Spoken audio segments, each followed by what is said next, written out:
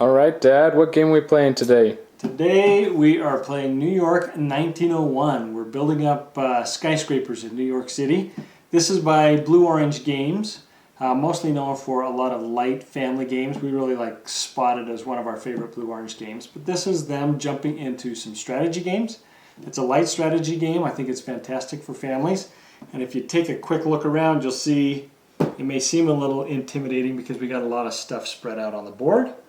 But not to fear, it's really rather simple. There's only essentially two things you can do on your turn, so most of it's just plotting and planning from there. But it's a good game, and I recommend it, and you'll see why. Well, excellent. Let's see how to play. All right. So to get started, everybody randomly takes a player card. This doesn't equate to the color you are in the game, but essentially it shows you a symbol of where you're going to start. So he starts here on blue. I will put my little starting building on those two spots.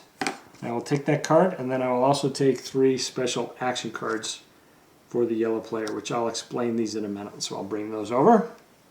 So the other thing you do to start the game is you'll take these street cards, and you'll randomly select 3 of them. So let's take 3.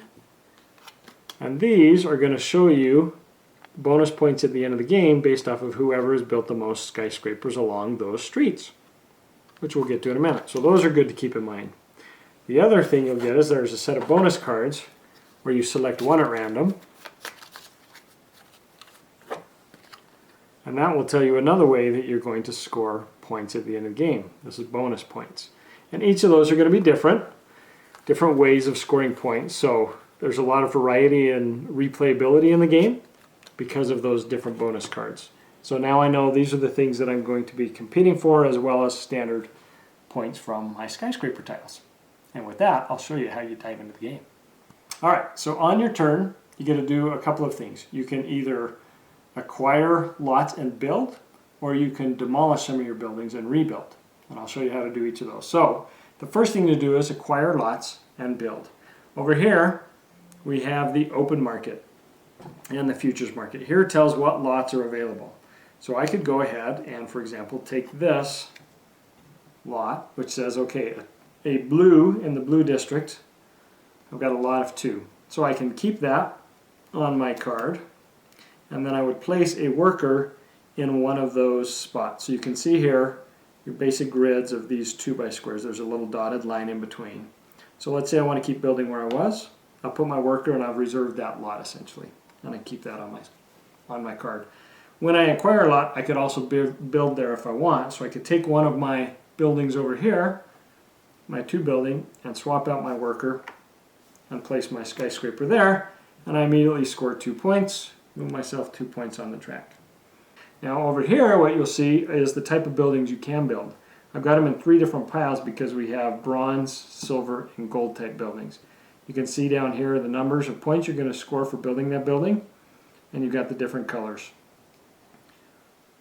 which is easy to set aside because one of the things you can do on your turn, that was one option, was to acquire lots and build. The other is to demolish and rebuild.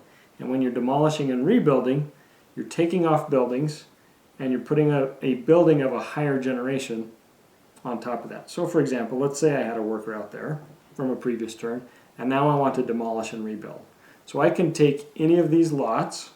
Since these are bronze, I could take these off, and let's say I'm going to build me that building. I don't have to fill all the spots. I still have those are part of my lots. But I now built a silver building, and I'm going to get 6 points. But wait, you say, I'd already pulled off a building of 2. I don't lose those points when I demolish. I still got those points. They don't get lost. I just add 6 more points. However, there's a catch. You can't start building silver buildings until you reach this point, and you can't start building gold buildings until you reach this point in the game. So it shows that you're going to have to build more out there before you get your total 6 points, before you can start building a silver building. but that's how you demolish and rebuild. So again, on your turn, you could either do the lots and build, or destroy and rebuild. Now, in addition to what you can do on your turn from just your standard actions, you can use your special actions. These are one-time use cards that everybody gets, and I'll tell you what they do.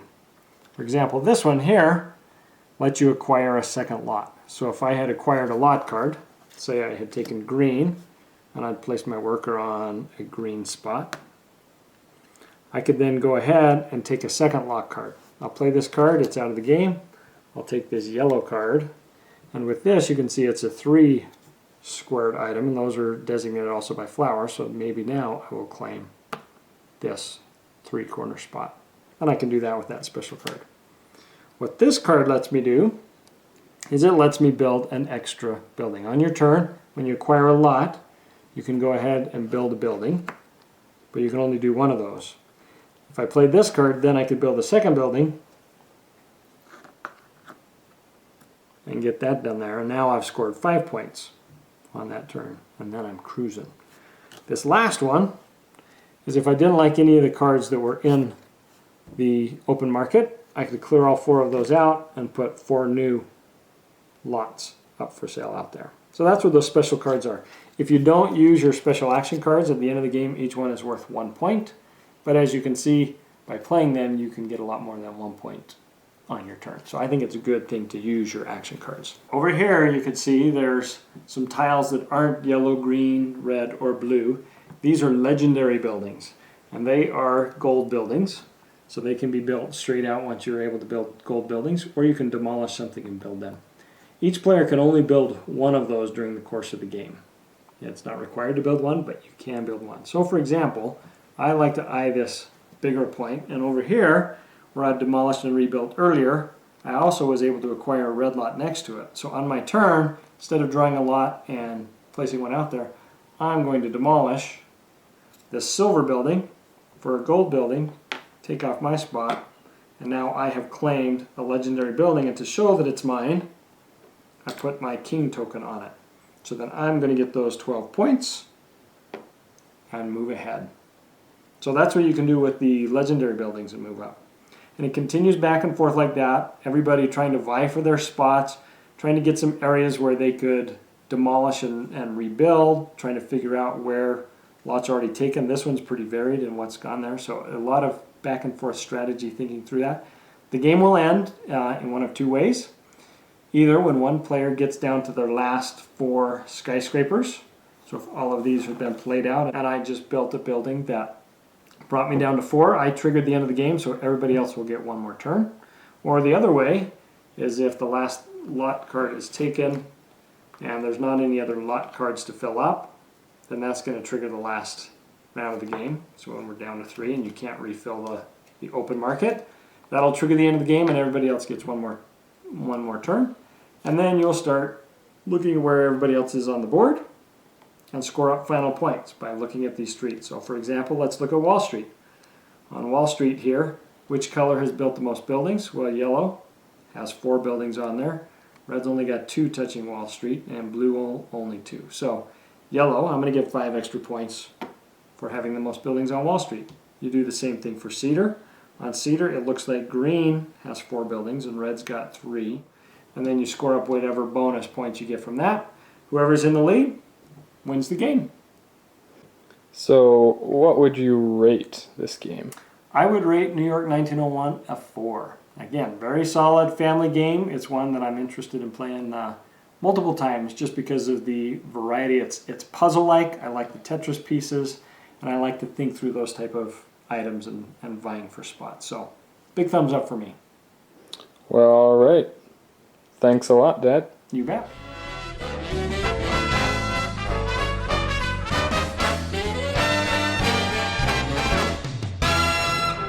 Thanks so much for watching the Dice Tower videos. Find more great videos and reviews as well as our top-rated audio podcast at Dicetower.com. You can also find other great shows at Dicetowernetwork.com. I'm Eric Summerer, and you've been watching The Dice Tower. The Dice Tower is sponsored by Cool Stuff Inc., where you can find great games for great prices. Cool stuff in stock. Check them out at CoolStuffInc.com.